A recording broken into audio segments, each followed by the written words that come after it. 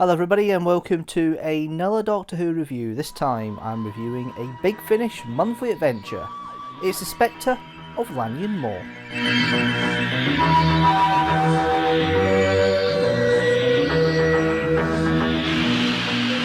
Let's get down into the plot line for this story. So the Doctor and Evelyn land in Cornwall in modern day, in this case 2000, and they happen to meet up with an archaeological expedition who are based in a local institution, a local village, which is Professor Morgan and his assistant Ludgate. Also, keeping an eye on things is Brigadier Lethbridge Stewart. Now, there's a lot of psionic energy about. There's an imp-like creature that seems to be terrorising people from time to time, and a lot of historical relevance around all the Celtic and Neolithic artefacts that are around the area, especially on a place called Lanyon Moor, and a lot of psionic activity causing deaths and destructions. And what's found out to be is that there is in the underground, there's an alien called Sancreda.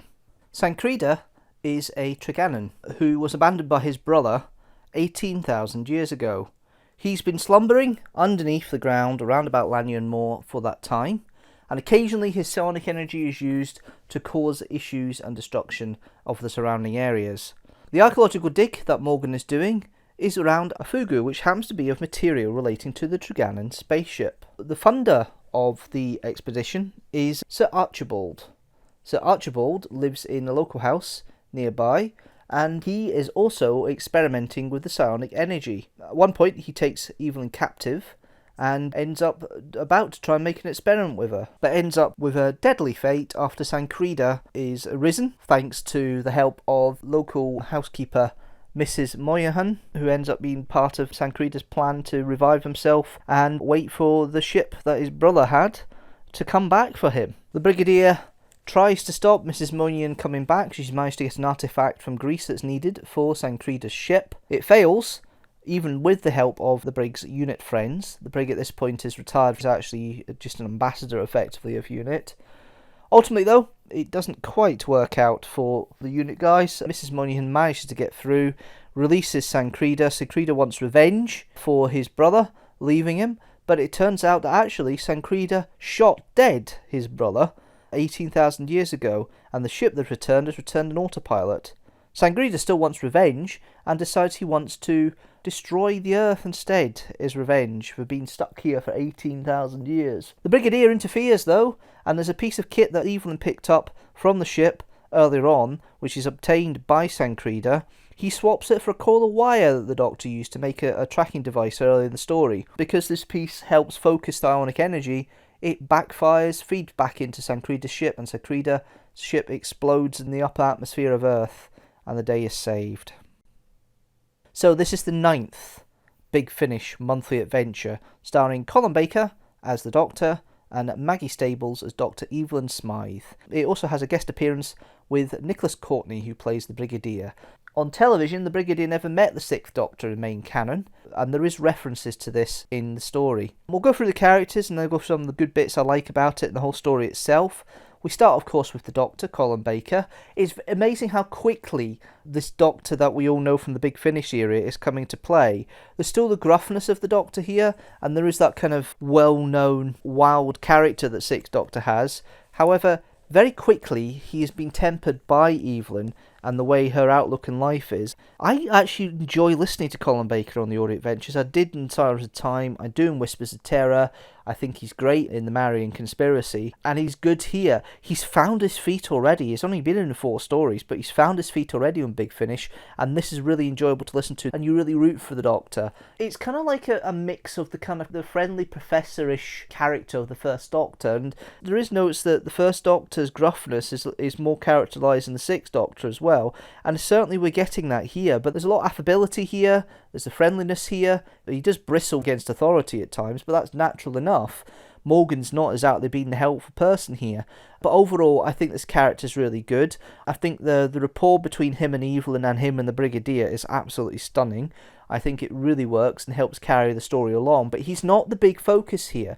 There are a lot of characters involved, and it's a bigger ensemble piece which really does work for me. Then we have Evelyn Smythe, played by the brilliant Maggie Stables. I like the character of Evelyn in Marrying Conspiracy. This one establishes the all-round character that really makes Evelyn one of the standout companions of the Big Finish monthly adventures for me. And to be fair, most of the new companions that the Sixth Doctor has by his side are really good. That era is rehabilitates Mel Bush as well.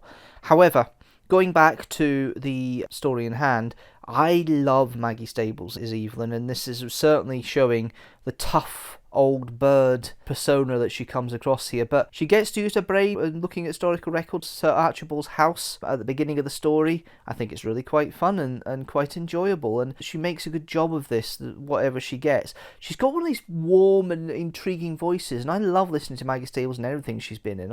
I raved about her, even though it was a small role as Ruthly in the very first story, Science of Time, and you can see why she's become one of the main early ensemble cast members for Doctor Who Big Finish, because she just got that right voice, that right resonance, that right tone, and that right warmth you need for a character like Evelyn. She's obviously somebody in her mid-50s, so obviously that's the impression you get. She's playing on the fact that she's an older lady, but she's also puts on a very brave face, because she gets put through hell a little bit in this story with Archibald, when Archibald imprisons her for his psionic experiments. Unhinged man is Archibald, we'll come to in a minute. But Maggie Stables plays Evelyn with that stiff upper lip, but these nice audio asides you get when she's thinking about things on her own really shows she's a lot tougher in front of people than you think. It's really lovely, it's really nice, and I really do enjoy the whole situation with this story, and I think it's really lovely the way it's played. I love Evelyn. I love this story for Evelyn as much as anything else. We then have the inflappable, the brilliant, the man who actually doesn't seem to put a foot wrong in anything he appears in Doctor Who, Nicholas Courtney. That's not strictly true. He does put a couple of foot wrong in his first television appearance as Brett Vian back in the Daleks Master Plan, but as the Brigadier, the characters there, it's so set up. It's certainly established in this one. The Brigadier we're meeting here is the one who's retired from unit but has stopped teaching and is retired. They've hinted in this story is pre-battlefield, because he does reference Doris at one point in which the Doctor goes, "Oh, you're married, are you?" He does mention Doris and says that you'll need to meet her sometime. She's a nice preamble for the Battlefield, the television story later on in the Doctor's timeline. This is really quite nice, and I like this whole setup. He's doing undercover work for unit in this one. And this affable self, he still wants to be the main man, and he still wants to get involved, and it's really the Brigadier at the end who actually saves the day and becomes the hero and saves the world. He was just like leader take charge, and it just shows how strong a character the Brigadier is, because by the time he finished in the television series, he was kind of the leader and let everybody else do the work. It's nice to see the Brigadier is able to do stuff off his own back and make a contribution of his own instead of relying on other people. I think that's really nice to have and nice to see, and I really do enjoy the way it's played by Nicholas Courtney. An interesting character who thinks it is a bit annoying to start with, but then becomes a main part of the plotline later on, is Mrs. Moynihan, played by Susan Jameson. She comes across as this kind of ineffectual housekeeper who loves her dogs and loves walking her dogs about Lanyon Moor, but actually there's more to her. When she goes on holiday to Greece, she's picking up this artefact for Sancreda, which is needed later in the story, and we see a different side to this woman who feels she's been trampled on throughout her life and really feels that she needs revenge and needs to prove her own, and thinks that she can get that with the partnership and the power that Sancreda gives her. It's really a lovely story and a lovely portrayal by Susan Jameson, and this kind of, oh, hello, la-di-da, kind of poshish housekeeper role Susan Jameson plays really well. We then have the other two actors who have only one role here. We've got James Boland, who plays Sir Archibald Flint. He comes across a bit affable to start with, affable old duffer in old house, but this man is mad. He's crackers. I love when Evelyn gives all these different things. He's crackers, he's nuts, he's off his trolley. She basically goes all the different metaphors for somebody who's crazy. At one point, he really is. He's trying to get into the situation of working with the psionic energy tapped in with the equipment he's using in his house to try and get some power, because he's kind of read into this kind of Christian mumbo-jumbo conspiracy theory stuff from the past, and he's really wanting to go into it, and it's played brilliantly by James Boland. I love the way it's done. I didn't recognise him to start with, but later on you do get the voice and you do recognise the character, and it's played very well. You then got Nicholas Pegg, who plays Captain Ashford, who is the main serving unit representative in the story, and it's played quite well. I like it. I think it's quite fun, and yeah, it's a nice little part. Not much to it, but it's a nice little role by Nicholas Pegg, and again, this thing of having regular rolling cast in the other Big Finish stuff, with Nick Pegg showing again. The other one is Barnaby Edwards, who's turned up as Professor Ludgate, or Philip Ludgate, and then Griffin, the brother of Sancreda. That's nicely replayed by Barnaby Edwards. I do like that. I think that's quite an enjoyable two roles he has. Ludgate's the nice younger archaeological professor who kind of bristles with Morgan a little bit because Ludgate wants a bit more technology involved and Morgan doesn't like that idea. He's a bit more old school. So there's an interesting dynamic between the two of them, but it's played well by Barnaby Edwards. You then got, speaking of Morgan, we've got Toby Longworth, who has dual roles here. He's got a kind of unit sentry role. He's a sentry that gets killed off by Mrs. Monaghan when she uses Sancreda to kill him when she's trying to get into Lanyon Moor late in the story. He plays Sancreda himself, and he also plays Professor Morgan. Now, Professor Morgan's played with a Welsh accent, which I think is really nice. I love the fact that because it's the same actor playing Sancreda and Professor Morgan, when Sancreda poses as Morgan later on, does his shape-shifting bit with psionic energy, the change from one voice to the other is so seamless and works so well. I think it's quite fun. I like Morgan as a character. I like the way Toby Longworth plays it. I think it's quite warm. He is a bit gruff, and there's an argument with the Doctor when the Doctor bristles from his point of view of not really being receptive and thinking that what Doctor's talking about with Sancreda and the alien force and everything is bunkum. He basically says it's bunkum at one point, which I think is quite interesting. It's an interesting way of going about the character and playing this gruff old professor of archaeology, which is really well played by Toby Longworth. I do like it.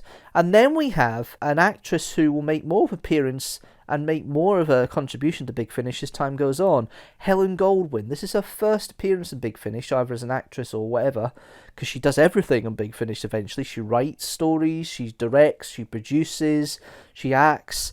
She starts with this little mini role called Nicky Hunter, kind of like a rambler's rambling through Cornwall. She gets killed at the end of the first episode by a manifestation of Sancreda. You then got her playing the tour guide in Greece, who gets knocked out by Mrs. Monaghan, bribes her to go into a kind of closed bit of the museum to get the artefact that Mrs. Monaghan is looking for. And then she also plays one of the corporals who reports information to Captain Ashford when the Doctor and Brigadier are up Goonhilly, which is a local monitoring station for the military and for unit. That's your characters. Good bits of the story. I think overall it's a really well written story. It's kind of sectional as well to an extent, because you've got the first element where the Doctor's trying to get on with all the archaeologists and the meeting with the brig and all that, and the initial investigations around the Neolithic sites and the Fugu. You've then got the bits with Archibald and his subplot with him trying to take over the psionic energy and his mad plans, which work really well.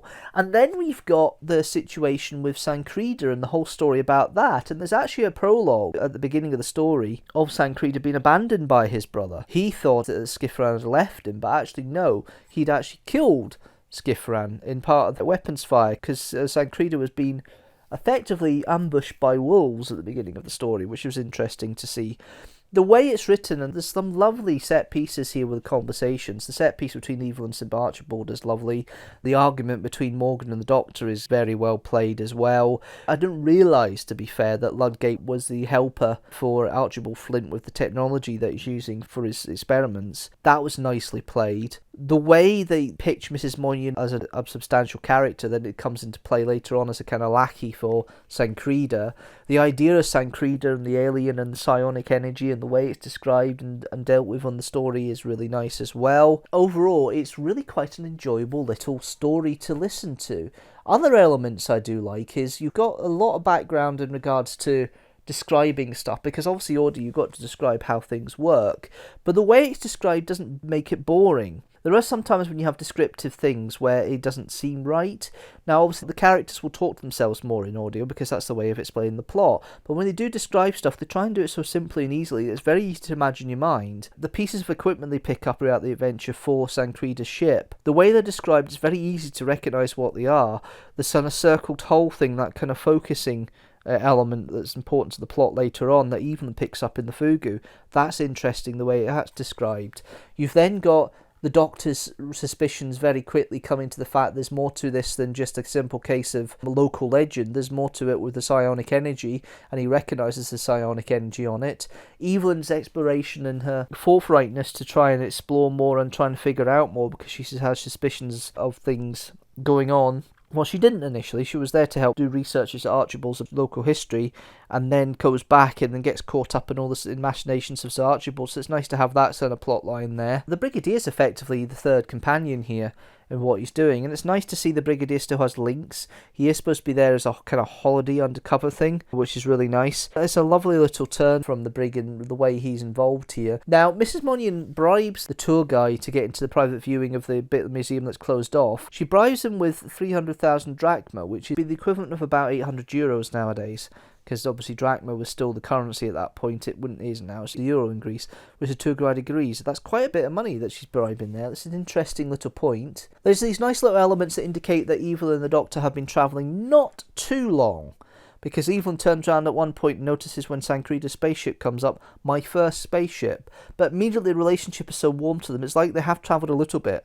And that's very good the way it's come across there, and I do like that element to it. I think overall the plot, the way it's paced, is very well written. Each cliffhanger is relevant, it works. The first cliffhanger with Nikki's death, that's horrible. The second cliffhanger when Evelyn's about to have her eyes burned out for the psionic energy. Doesn't happen, but that's what the second episode is. Third cliffhanger when Sankrida escapes from his tomb and comes up to the surface in full corporeal form. The cliffhangers work. It's well paced. It's over 2 hours, this story, and it's justifiable for it. It doesn't seem to run out. The pace works all the way through. There's enough drip fed throughout it to keep your interest, and it really is a very fun story to watch, or to listen to rather. Overall, I would give this story a very well deserved 4 TARDISes out of 5. Okay, let's see how that story stacks up with the other 8 Big Finish order reviews I have done so far. So the Spectre of Lanyon Moor sits in alongside the Genocide Machine with 4 TARDISes out of 5. With 3.5 TARDISes out of 5 we have the Sirens of Time, Phantasmagoria, the Whispers of Terror, the Fearmonger, the Marrying Conspiracy and Red Dawn. And at the bottom, with only 3 TARDISes out of 5, is the Land of the Dead. That's it for this review. It's the end of Who Month. It's the end of the reviews for November. Thank you very much for watching and listening. What do you think of the Spectre of Lanyon Moor? Leave a comment down below. Do you like it? Leave a comment down below. Do you not like it? Leave a comment down below. And if you like this video, please don't forget to like it and share it with the hashtag teamstructor. And don't forget to hit that subscribe button and the notifications bell so you know when a new video comes out. General rule, new video every Sunday at 4 PM GMT, which will be the case next week. It's a vlog on the 4th of December at 4 PM GMT. Hopefully you can join me for that. But if you want to help support the channel more than just hitting that subscribe button, you can do by going to the Patreon at patreon.com/Deanstructor. For as little as £1 or $1 a month, you can help support the channel. We have 3 tiers at the moment for levels that you can help to become part of Teamstructor. So Teamstructor level 1, you get a name check at the end of every video throughout the months that you are patron for. Level 2, you get a chance to get videos at least 1 week in advance of them being released and uploaded. And level 3, you get the perks of the other 2 levels, plus you get behind the scenes and extra videos only available on Patreon. So it's patreon.com/Deanstructor to go and join the Patreon. That's it from me. Thanks guys for watching. I will see you next week with the vlog. Until then guys, see you later.